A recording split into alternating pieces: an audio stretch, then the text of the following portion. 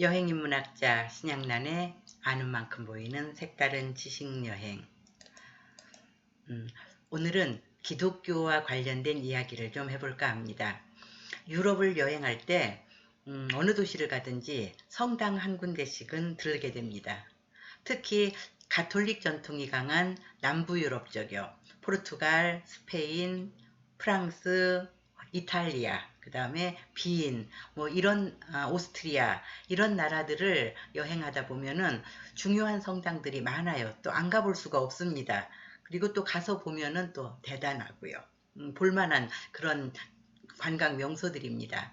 그런데 기독교 신자가 아니라 하더라도 기독교에 관련된 기본적인 어떤 지식을 갖고 있으면은 더 잘 보일 겁니다. 그 중에 하나가 신약성서 4대 복음서의 저자와 그들의 상징을 알면은 성당에서 그들의 흔적을 찾을 수가 있거든요. 그거하고 관련된 이야기를 오늘은 좀 해볼까 합니다. 4대 복음서라고 하면은 신약성서에 마태복음, 마가복음, 누가복음, 요한복음을 이야기하고요. 저자는 그 복음서 이름이 저자의 이름을 땄기 때문에 마태복음은 마태, 마가복음은 마가, 누가복음은 누가이고요. 요한복음은 요한이죠. 그들이 저자입니다. 그런데 우리는 그 4대 복음서 저자에 각각 고유한 상징물을 부여했어요. 그래서 그 상징물을 알면은 또 그 복음서 저자를 이해할 수 있는 그런 게 있습니다. 마태의 경우에는 천사가 상징물이에요. 그리고 마가는 사자고요. 누가는 소입니다. 그리고 요한은 독수리지요. 한번 그런 것들을 알아보도록 하겠습니다.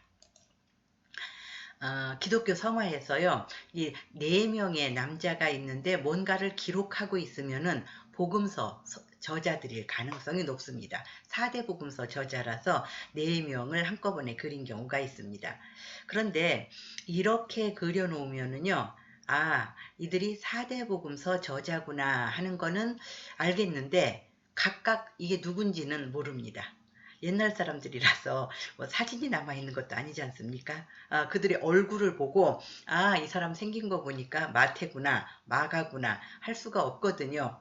그냥 짐작으로 이들이 4대 복음서 저자구나 하는 정도만 알 수 있을 뿐이죠.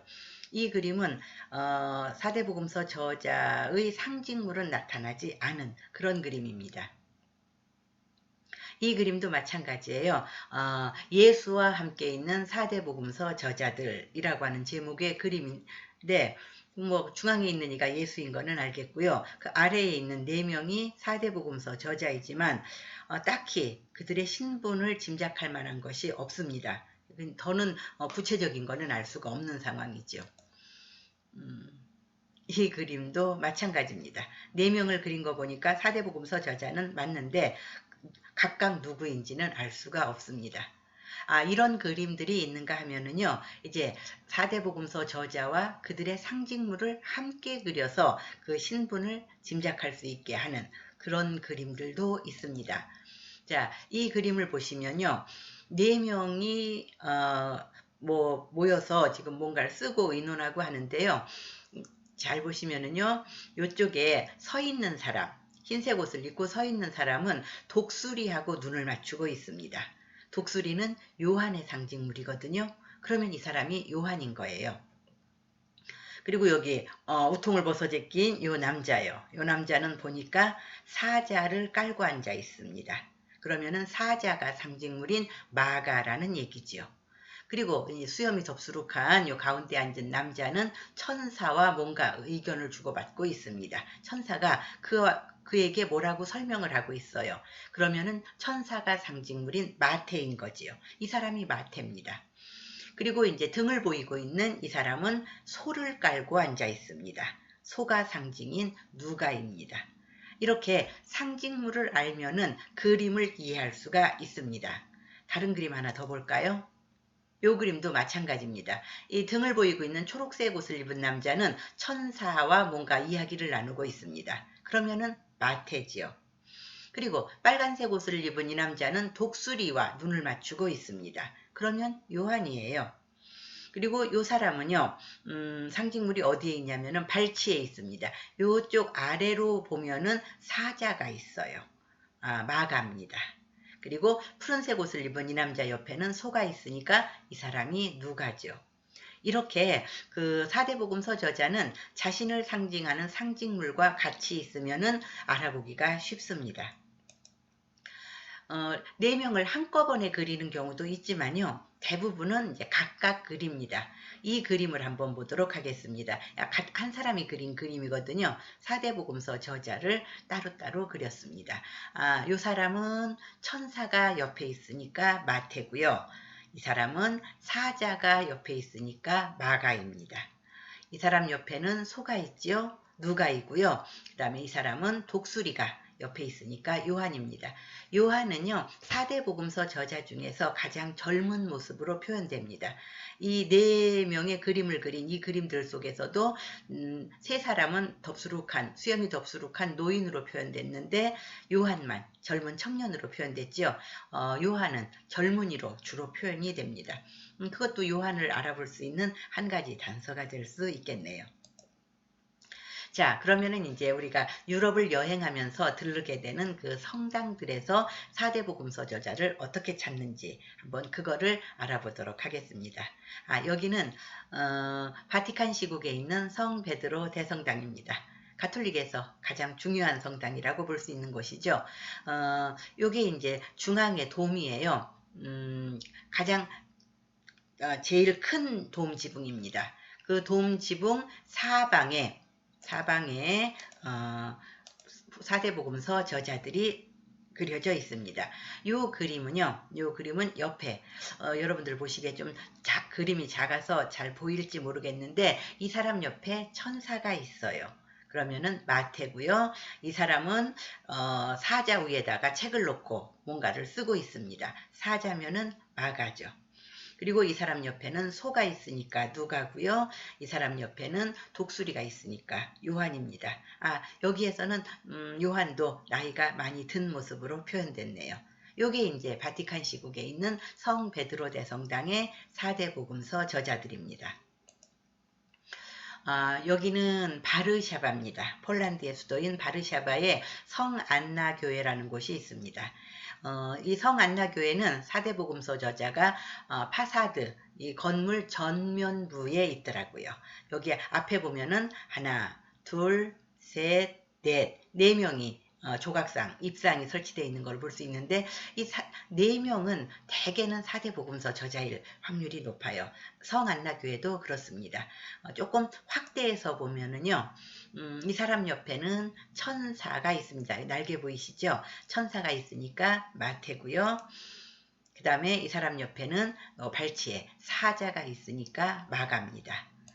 그리고 이 사람 옆에는 소가 있습니다. 뿔 보이시죠? 소가 있으니까 누가고요. 이 사람 옆에는 독수리가 있으니까 요한입니다. 이렇게 건물 전면에 조각상으로 설치해 놓는 경우도 있습니다. 그리고 이제 오스트리아의 수도인 빈에 가면은 그 중앙묘지라고 하는 곳이 있어요.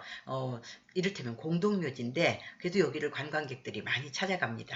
왜냐하면은 모차르트의 가묘가 있고요. 베토벤도 여기 묻혀 있고 그 다음에 요한 슈트라우스도 묻혀 있고 그 예술가들, 음악가들, 유명한 음악가들이 여기에 묻혀 있어서 여기를 찾아가는데 그 중앙묘지 한가운데에 성당이 하나 있습니다.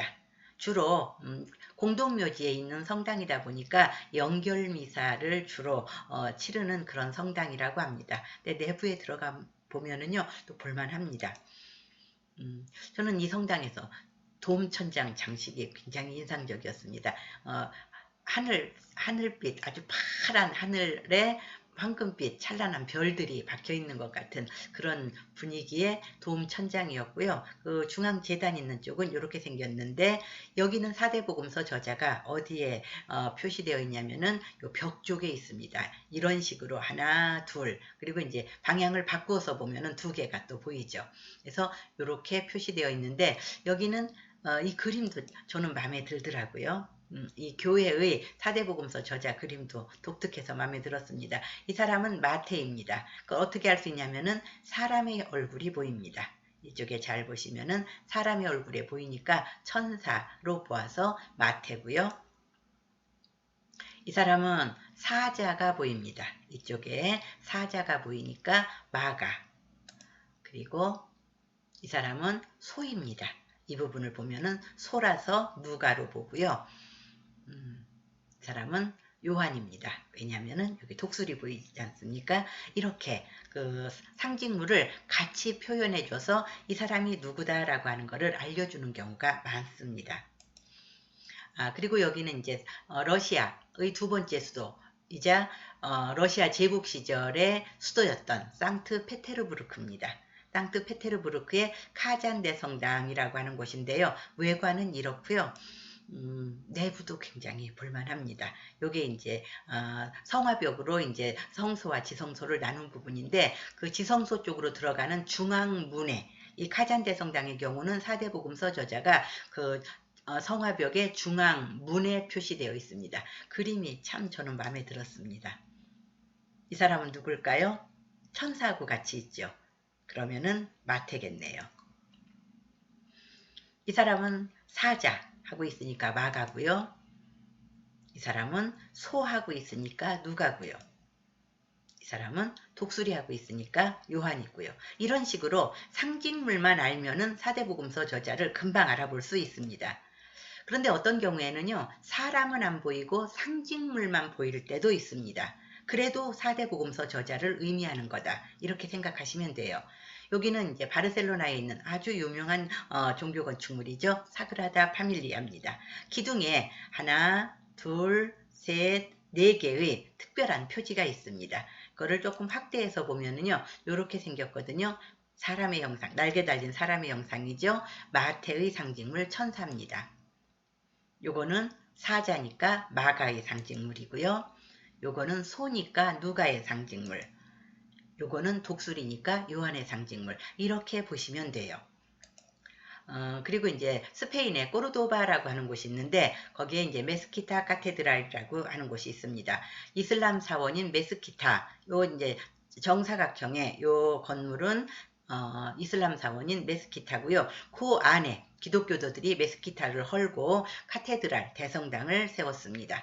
그 메스키타 카테드랄 안에 이제 여기는 성당 쪽입니다. 성당 쪽에 보면은 중앙재단이 있고요. 양옆에 이런 조형물이 있는데 그 아래쪽에 좀 눈여겨볼 만한 게 있습니다. 중앙재단 오른쪽에는 천사와 사자가 있습니다. 사대복음서 저자의 상징을 모르는 사람들이 보면은 아니 사자가 왜 천사하고 같이 있지? 할 수 있는데 천사는 마태를 상징하고 사자는 마가를 상징합니다. 두 복음서 저자가 같이 있고요. 그 다음에 여기는 소하고 독수리가 같이 있으니까 누가와 요한이 같이 있는 겁니다. 여기는 리투아니아의 수도인 빌뉴스라고 하는 곳에 있는 성 베드로와 바울 성당인데요. 외관은 이렇게 생겼습니다. 여기는 이제 설교단이라고 해서요. 좀 높은 곳에 올라가서 설교할 수 있도록 설치해 놓은 겁니다. 되게 큰 성당 같은 경우에는 예전에 확성기가 없던 시절에 멀리까지 소리를 전달하기 위해서 기둥이나 벽에 약간 높은 곳에다 설교단을 설치를 했었는데 이 성당은 설교단이 이렇게 생겼습니다. 근데 그 설교단의 벽에 천사가 있고요. 사자가 있고요. 소가 있고 독수리가 있으면은 요게 사대복음서 저자이죠. 이렇게 보시면 됩니다. 자, 그러면은 사대복음서 저자의 상징을 그 네 가지로 한 거는 왜 그랬을까? 어떤 이유에서일까? 하는 게 좀 궁금할 수도 있습니다. 거기에 대해서 뭐라고 정확하게 설명할 수는 없죠. 왜냐하면 아주 오래전부터 그렇게 써왔기 때문에 누가 왜 그렇게 정했는지는 알 수가 없거든요. 다만 성서에는 그 예언자 에제키엘 혹은 에스겔이라고 하는 사람이 꿈에 그 광채에 둘러싸인 네 가지 사물을 보았다라고 하는 기록이 있습니다. 그게 천사와 사자, 황소, 독수리였다고 합니다. 그거를 사대복음서 저자의 상징물로 가져다 쓰지 않았는가 이렇게 생각을 합니다. 우리가 잘 아는 라파엘이라고 하는 화가, 라파엘로라고 하는 화가는 에제키엘의 환시라고 하는 제목의 그림을 그렸는데 보시면은 천사와 사자와 소와 독수리가 보입니다. 아마 여기서 유래되었을 거라고 생각을 한답니다. 여기까지 하고 마치겠습니다. 감사합니다.